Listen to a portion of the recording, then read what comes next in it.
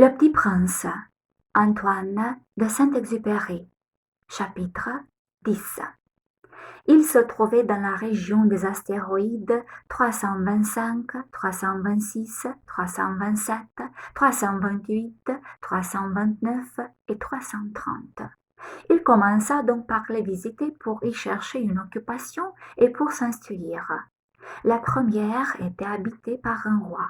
Le roi siégeait, habillé de pourpre et d'hermine, sur un trône très simple et cependant majestueux. « Ah, voilà un sujet !» s'écria le roi quand il aperçut le petit prince. Et le petit prince se demanda « Comment peut-il me reconnaître puisqu'il ne m'a encore jamais vu ?» Il ne savait pas que pour les rois le monde est très simplifié. Tous les hommes sont des sujets. « Approche-toi, que je te voie mieux, » lui dit le roi qui était tout fier d'être roi pour quelqu'un. Le petit prince chercha des yeux où s'asseoir, mais la planète était tout encombrée par le magnifique manteau d'hermine. Il resta donc debout, et comme il était fatigué, il bâilla. « Il est contraire à l'étiquette de bâiller en présence d'un roi, » lui dit le monarque. « Je te l'interdis. » « Je ne peux pas m'en empêcher, » répondit le petit prince tout confus. « Je fais un long voyage et je n'ai pas dormi. »« Alors, » lui dit le roi, « je t'ordonne de bâiller. Je n'ai vu personne bâiller depuis des années. Les bâillements sont pour moi des curiosités. Allons, bâille encore, c'est un ordre. »« Ça m'intimide. Je ne peux plus, » fit le petit prince tout rougissant. Hum, répondit le roi. Alors je t'ordonne tantôt de bâiller et tantôt de... Il bredouillait un peu et paraissait vexé, car le roi tenait essentiellement à ce que son autorité fût respectée. Il ne tolérait pas la désobéissance. C'était un monarque absolu. Mais comme il était très bon, il donnait des ordres raisonnables.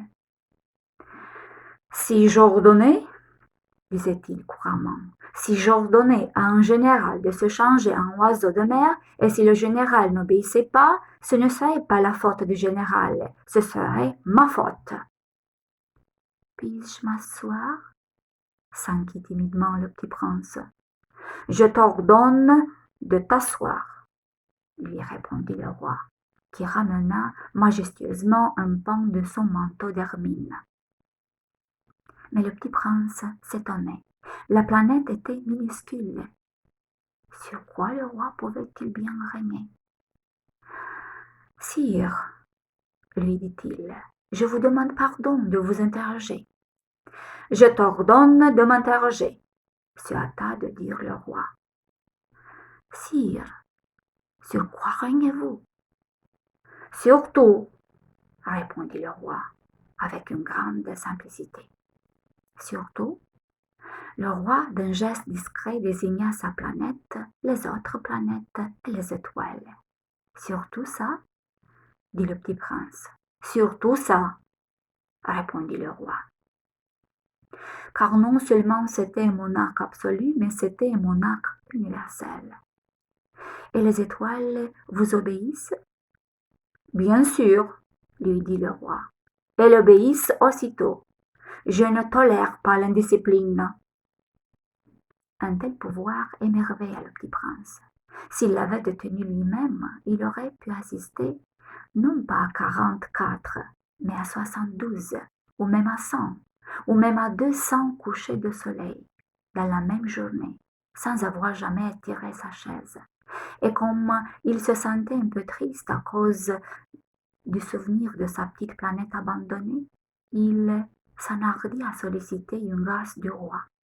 « Je voudrais voir un coucher de soleil. Faites-moi plaisir. Ordonnez au soleil de se coucher. » « Si j'ordonnais à un général de voler d'une fleur à l'autre à la façon d'un papillon, ou d'écrire une tragédie, ou de se changer en oiseau de mer, et si le général n'exécutait pas l'ordre reçu, qui de lui ou de moi serait dans son tort ?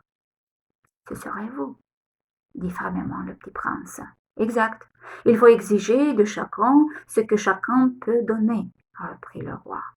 L'autorité repose d'abord sur la raison. Si tu ordonnes à ton peuple d'aller se jeter à la mer, il fera la révolution. J'ai le droit d'exiger l'obéissance parce que mes ordres sont raisonnables. Alors, mon coucher de soleil, rappela le petit prince qui jamais n'oubliait une question une fois qu'il l'avait posée. Ton coucher de soleil, tu l'auras.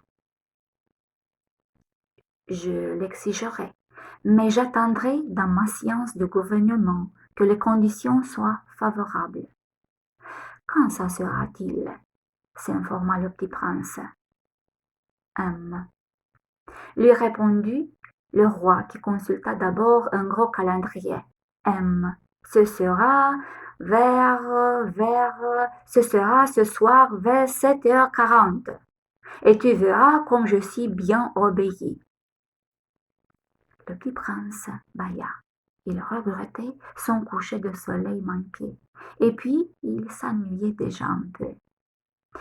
Je n'ai plus rien à faire ici, dit-il au roi. Je vais repartir.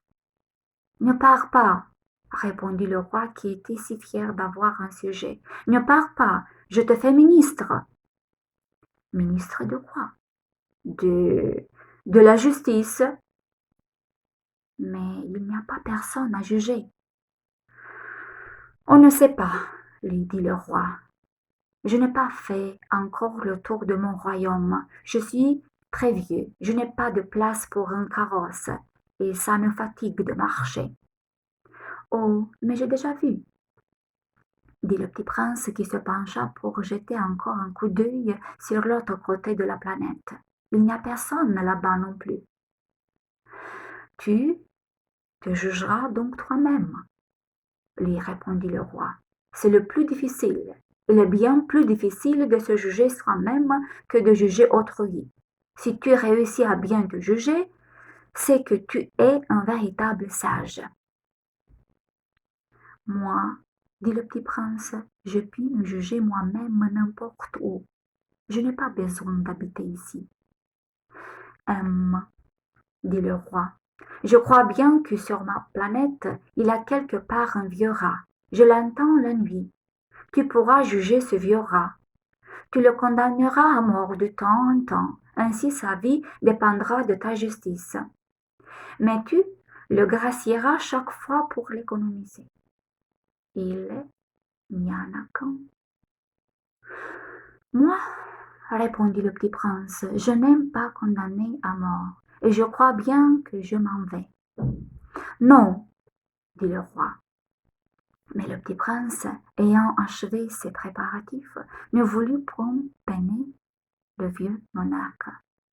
Si votre majesté désirait être obéie ponctuellement, elle pourrait me donner un ordre raisonnable. Elle pourrait m'ordonner, par exemple, de partir avant 1 minute. Il me semble que les conditions sont favorables. Le roi n'ayant rien répondu, le petit prince hésita d'abord, puis, avec un soupir, prit le départ.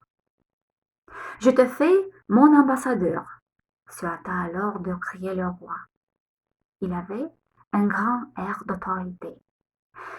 Les grandes personnes sont bien étranges, se dit le petit prince à lui-même durant son voyage.